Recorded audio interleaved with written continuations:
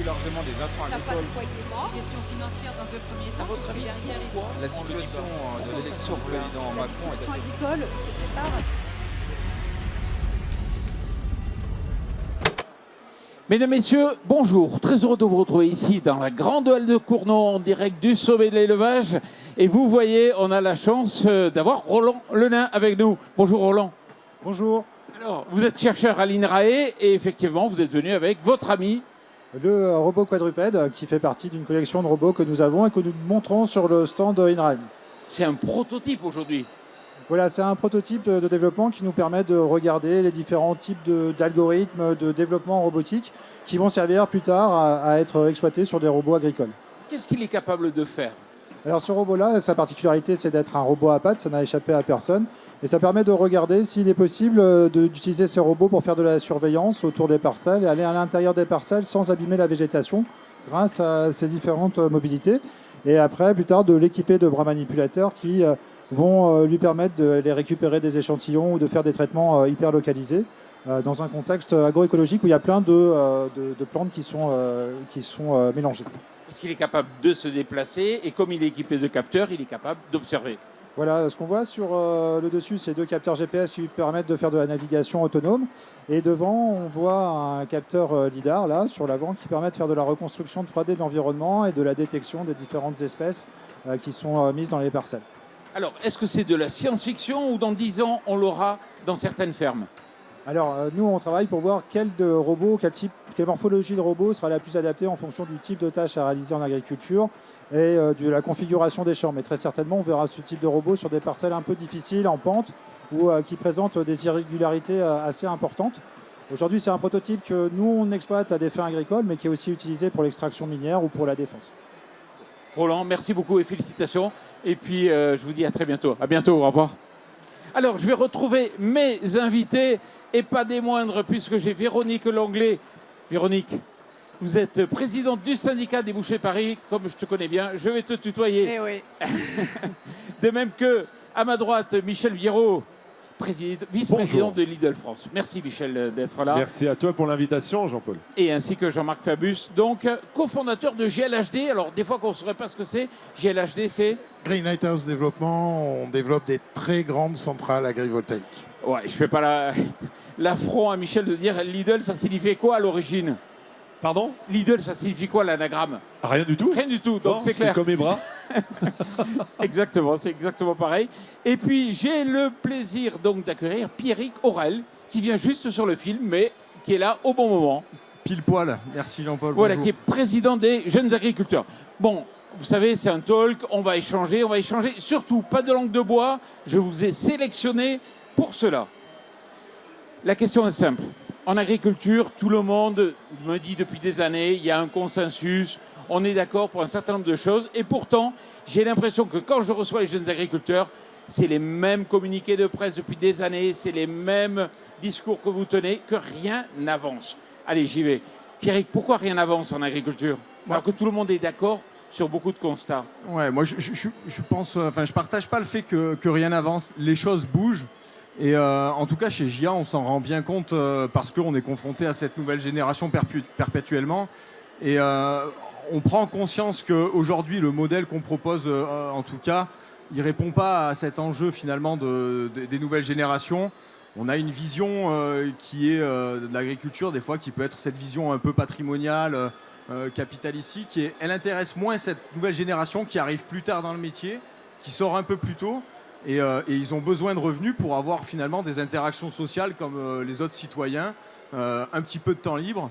Et donc, il y a cette frustration qu'on peut ressentir et qui se traduit par rien n'avance et ça va pas assez vite parce qu'on est challengé aussi par le climat, parce que on a un contexte politique qui n'est pas très porteur. Et donc, de ce fait-là, on a beaucoup de frustration, mais on est porteur de solutions aussi. Et voilà. Mais tout ça prend du temps. C'est des choses qui sont ancrées de manière forte chez les agriculteurs. Et donc voilà, c'est pas évident à faire au quotidien. Ouais, mais Pierrick, au mois de janvier, vous étiez sur les barrages. Vous croyez avoir tout gagné. Il y a eu la dissolution. Retour à la case départ, vous n'avez rien. Alors, on n'a pas rien. On a eu quand même un certain nombre de mesures. Je pense au GNR. Je pense, le remboursement en pied de facture on en pense qu'on en veut, mais c'est une simplification et c'est quelque chose qu'on a rendu possible à tous les agriculteurs. Tous les agriculteurs ne le demandaient pas avant sur la mesure technique de remboursement. On a aussi eu des simplifications autour des questions de l'eau. On a des projets sur l'eau qui avancent. Ça va passer vite parce que vous l'avez dit, il y a eu cette dissolution. Nous, on n'est pas responsable de la crise politique et des décisions qui se prennent les soirs de résultats d'élections. Mais en revanche, on est tributaire de ce qui se fait et ce qui se porte. Aujourd'hui, on a un nouveau gouvernement. On a passé 3 mois cet été où nous, on récoltait des choses catastrophiques dans des conditions déplorables. Maintenant, tout ça est derrière nous. On a un gouvernement. Ce qu'on veut, c'est qu'on aille plus vite sur tout ça. Un gouvernement qui reprendra peut-être pas toute la liste des engagements. Aujourd'hui, nous, on a besoin quand même d'aller vite sur ce qui ne coûte pas d'argent. On est bien conscient du modèle budgétaire dans lequel on se dirige.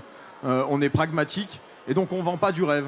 On ne vendra pas du rêve et on restera sur cette ligne où, il va falloir qu'on se conforme aussi à ces restrictions budgétaires et gérer cette frustration qui est toujours là. Parce que, oui, factuellement, il n'y a pas eu tout ce qu'on a obtenu ou tout ce qui a été promis au moment où on sortait des barrages.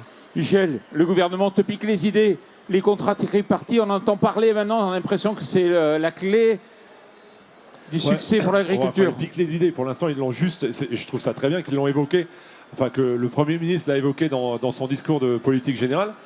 Et je pense qu'il est temps parce que, alors, effectivement, Pierrick qui dit qu'il y a certaines choses qui évoluent, mais on est encore à se demander s'il ne faut pas faire un Egalim 4 ou peut-être un jour un Egalim 5 et pourquoi pas un 25. 35, ouais, 25. Pourquoi pas. Et ça, c'est pas acceptable. Donc le problème, pourquoi la vraie question, c'est pourquoi il faut légiférer en France. Parce qu'il n'y a pas de volonté des uns et des autres, des acteurs de la chaîne alimentaire. Et pourtant, c'est tellement simple, cette chaîne alimentaire. Il y a un producteur qui produit, il faut sécuriser le premier maillon de la chaîne et ensuite faire ces négociations en marche avant. Aujourd'hui, malheureusement, mais personne ne veut en parler. Et je le répète et je le martèle, cette loi de modernisation de l'économie tue le monde agricole et est contre-productive et surtout est à l'opposé de ce que demande Egalim. Donc Egalim ne vivra pas tant qu'on n'a pas accepté d'abroger LME. Après, il y a quand même des bonnes choses. Les tripartites, pourquoi pas les inscrire dans une loi. Un prix minimum de vente. Pourquoi on vend encore du cochon à 1,99 ? Tout ça, c'est pour moi inacceptable. Et après, il y a un vrai travail à faire pour le renouvellement des générations, où là, il y a un vrai problème. Pierrick le disait, les jeunes aujourd'hui, ils veulent des week-ends, ils veulent partir en vacances. Mais ouais, une ferme laitière, c'est tous les matins et tous les soirs qu'il faut traire les vaches. Donc il y a tous ces sujets-là qu'il faut d'urgence remettre sur la table. Et j'attends avec impatience le gouvernement pour discuter de tout ça. Jean-Marc. Ouais, moi, je peux aller que dans le même sens. La base, c'est sécuriser l'agriculteur au départ.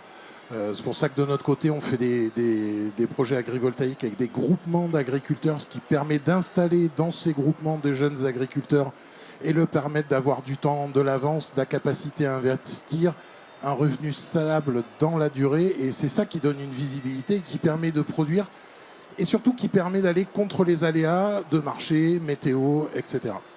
Oui, mais Jean-Marc, ça c'est bien, mais tu sais très bien qu'on a eu une loi d'accélération donc sur les énergies renouvelables, et certains de tes confrères, pour pas dire toi, me disent attention, ça freine. Ah, complètement, on a mis les 2 pieds sur le frein avec cette loi d'accélération. Mais oui. C'est fort quand même, hein, ce qui est pas mal. Mais je crois qu'on n'est pas les seuls. Je crois qu'on a exactement ces mêmes problématiques. J'y reviens, la loi à certains moments ne sert pas tant qu'il n'y a pas une volonté globale. Et là, je nous souhaite le meilleur pour les années à venir. Ce qui va être important, ça va être toujours, j'en reviens, l'agriculteur d'abord, le projet agricole, tout ce qui est stratégie de RSE qui va avec, c'est la durée, la nouvelle installation et rémunérer l'exploitant, celui qui produit. Véronique, en tant que président du syndicat des bouchers de Paris, mais qui est présent dans tous les rendez-vous agricoles, quelle est ta vision des choses ? Et pas que, parce que moi je représente aussi, je suis à la Chambre de commerce et d'industrie de Paris, donc je représente aussi les distributeurs et les consommateurs. Et ce que nous voyons et nous constatons, c'est que les gens maintenant achètent surtout un prix et plus forcément un produit. Et quand on regarde les chiffres sur le panier moyen il y a 40 ans et maintenant, on se rend compte qu'il y a une grosse différence. Le consommateur ne prend pas conscience que se nourrir est essentiel. que ça fait partie d'un quotidien et on voit bien qu'on n'est plus sur les mêmes paradigmes qu'il y a 40 ans et c'est ça notre souci aussi. Véronique a 2 passions, la moto et la viande, je vous le dis. Ah bah faut qu'on se rencontre alors. Ah, toi aussi, On la a les moto mêmes passions alors. Ah bon, bah alors. Tu voulais Non, dire mais- quelque chose? non, je suis parfaitement en phase. L'alimentation a un prix. Par contre, je suis persuadé qu'on peut résoudre l'équation que tout le monde dans la chaîne peut gagner correctement sa vie. Il faut juste une seule chose qu'on n'a pas dans ce pays, c'est la transparence. Aujourd'hui, on est dans un monde d'opacité totale. Les différentes lois, il y a eu 16 lois en 20 ans après la loi Galland, 16 lois qui régissent les négociations commerciales entre distributeurs et industriels. Ces 16 lois ont apporté que de l'opacité. Aujourd'hui, c'est un jeu de deux, comme disait De Normandie, permanent. Permanent. Mais pourquoi? Parce qu'on ne sait pas, on part d'un tarif qui sort du chapeau, on fait des négociations en marche arrière, on marche sur la tête dans ce pays. On est le seul pays au monde à avoir des lois qui régissent les négociations, qui pourtant, dans un monde ultra simple, le commerce, enfin, il n'y a rien de plus simple que le commerce, quoi. Il y a un producteur, nous on lui achète, on revend. C'est facile. Alors oui, il y a un mec qui transforme au milieu, bah, ça serait bien qu'il apporte de la transparence. Moi, si demain on a des contrats de confiance, les tripartites, c'est ça, c'est des contrats de transparence et donc de confiance. Mais aujourd'hui, ça n'existe plus. Et donc, je suis prêt, moi, à vendre des bons prix tout en rémunérant correctement l'éleveur et je le démontre tous les jours. Je vais aller plus loin que Michel parce que sinon il va se fâcher sur fournisseur. Il y a eu un rapport de la FNH, la Fondation pour la Nature et l'Homme, qui est sorti cette semaine-là, qui dit très clairement le maillon intermédiaire est totalement opaque. C'est les transformateurs. Enfin, c'est pas la grande distribution. Ils ont plein de défauts, la grande distribution, notamment aller faire des plateformes à l'étranger pour aller négocier les prix pour contourner la loi. Mais le maillon intermédiaire, en sachant qu'une marque sur 2 de l'agroalimentaire, c'est vous les patrons. Et vous tapez pas à la porte des coopératives qui ont les marques? Alors on tape à la porte. Quand on a travaillé Egalim sur le sujet des coopératives, on avait un petit alinéa, enfin une particularité dans la loi qui disait que finalement si on faisait voter les statuts en assemblée générale, enfin c'est un peu technique, mais on arrivait à avoir l'application d'Egalim. Bon, on se rend compte qu'aujourd'hui on a un sujet sur la transformation d'opacité parce qu'on a tapé pendant longtemps sur la grande distribution. Alors tout n'est pas clair parce que dans une comptabilité d'un grand distributeur, moi je sais lire une comptabilité agricole et un petit peu plus, mais une comptabilité de distributeur, je pense que même tous les distributeurs ne savent pas lire les comptabilités entre eux. Mais donc c'est très opaque, mais globalement, à force de taper, on arrive à avoir des informations. Et sur la transformation, évidemment qu'on a un sujet, et on a les mêmes arguments que ce qui était avancé par les transformateurs privés, qui sont, oui, mais le coût de la matière, de la matière première, c'est un fait. On a le coût de l'énergie, on a le coût de l'emballage, on a le coût salarial, tout ça. On est d'accord. Mais ce qu'on ne pourra pas entendre syndicalement et pour les agriculteurs globalement, c'est ouais, mais notre variable d'ajustement, ça a toujours été la matière première agricole. Vous ne pouvez pas nous l'enlever comme ça. Ça, c'est inaudible. En tout cas, moi, c'est pas quelque chose que je vais entendre. Il n'y a pas toutes les coopératives qui font mal. Il y a plein de coopératives qui font qu'on a des agriculteurs qui sont très bien rémunérés et qui vivent très bien. On a un sujet autour de la gouvernance des coopératives et l'éloignement des fois des adhérents, de la taille des coopératives. Enfin, je veux dire, on n'a pas besoin de se cacher derrière notre petit doigt. Je pense que notre travail aussi, c'est d'aller mettre notre petit grain de sel, notamment là-dedans, pour voir un peu si on peut améliorer les choses, en effet. Ouais. Ouais, je crois que pour aller dans ce sens-là, qualité et prix bas sont pas antinomiques, à la condition que chacun puisse en vivre.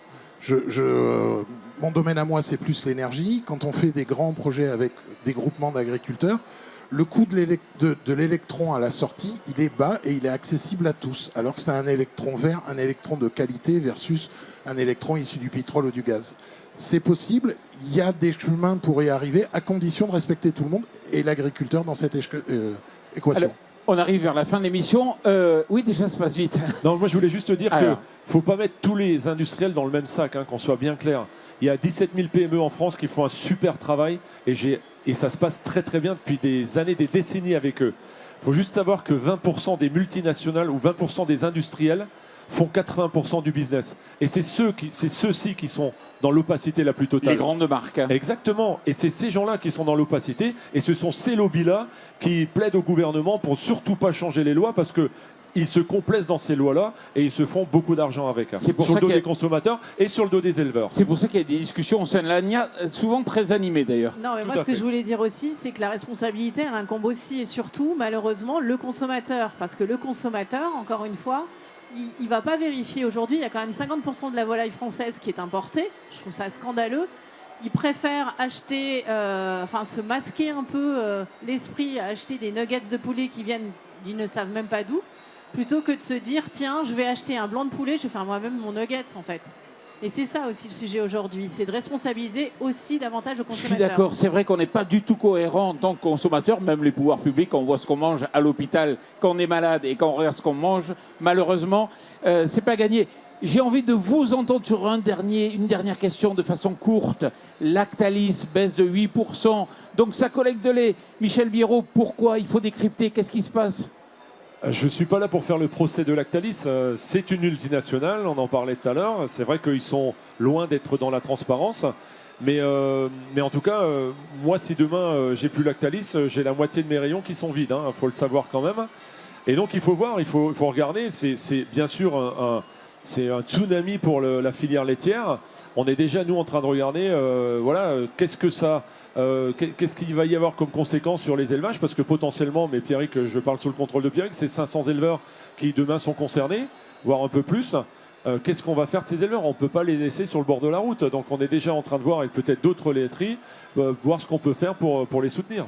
Jean-Marc et après Pierrick. Ouais, de notre côté, on a quelques producteurs de lait et justement, avec ces solutions d'agrivoltaïsme de grande échelle et mutualisées, on va leur permettre d'avoir un revenu garanti pendant une période qui va leur permettre soit de changer d'activité, soit de reconstruire et de garantir en fait leur activité.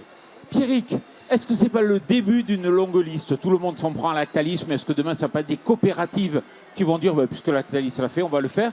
Est-ce que ce n'est pas le fait qu'on laisse tomber du volume pour faire de la valeur ajoutée uniquement sur le marché français et qu'on va faire un produit de luxe, du lait, comme peut-être le prix du beurre qui va être très très haut au mois de février là, hein? On sait que ça va être un produit de luxe, le beurre. En fait, le sujet, c'est pour moi, c'est de savoir où on habite, tout simplement. Parce qu'on a tous entendu, il n'y a pas longtemps, quand on était tous en mobilisation, on veut de la souveraineté alimentaire française. Moi, je veux bien qu'ils aient leurs outils industriels à faire tourner. Mais au bout d'un moment, c'est pas tenable. On sait qu'on perd tous de la souveraineté alimentaire, même quand Lactalis s'en va à l'étranger. Donc en fait, c'est qu'est-ce qu'on veut. Et aujourd'hui, je pense qu'il va falloir que chacun assume ses positions. C'est des choix politiques, c'est des choix d'entreprise. Moi, je les déplore parce qu'en fait, ça fait 500, 800 éleveurs qui sont sur le carreau, prévenus un an avant. C'est absolument insupportable et inaudible dans le contexte dans lequel on est. Et chacun prendra ses responsabilités sur la souveraineté alimentaire quand on va faire les comptes. C'est dit. Pierrick Aurel, merci beaucoup. Véronique Langlais, merci. Jean-Marc Fabius, merci. Et puis Michel Biérot, merci beaucoup. Et surtout, merci à vous. Largement des intrants Ça pas de agricoles. poids de paiement. Question financière dans un premier temps. À votre avis, derrière, pourquoi la situation de l'élection du président Macron est assez agricole se prépare